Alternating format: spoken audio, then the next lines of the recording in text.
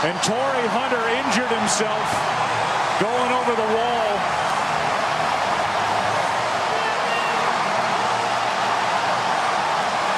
Into the Red Sox bullpen. He appears to be all right. Boy, that was a nasty spill over the wall. Looked like he had blood on the back of his head. What'd you say, partner? David Ortiz had never homered against Joaquin Benoit until now. Fastball.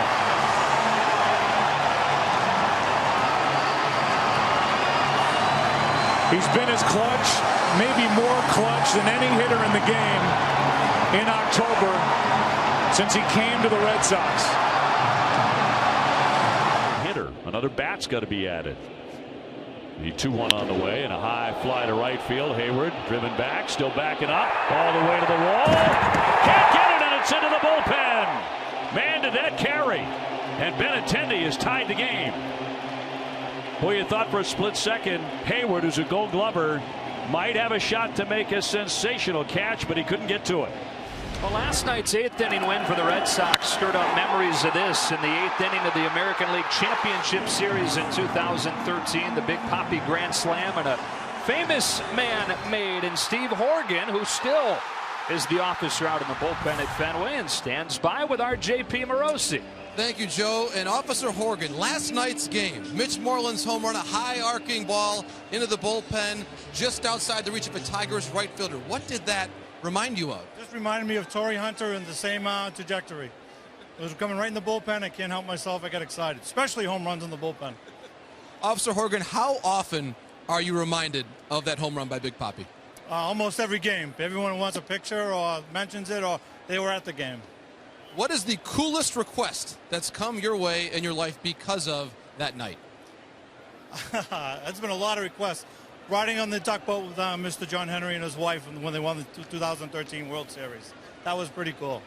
And what has your relationship been like with both David Ortiz and Torrey Hunter in the years since then? It's been fantastic. Two class acts. They're very friendly to me, very nice to me. I've had a lot of chats with them. Excellent guys. Hall of Famers, both of them. Going back to 2013, what was so special about that team and the city that year? Well, after the bombings, it was hard on the city. You know, and winning the World Series was just awesome. Just give everybody something to hope for and something to be cheered for.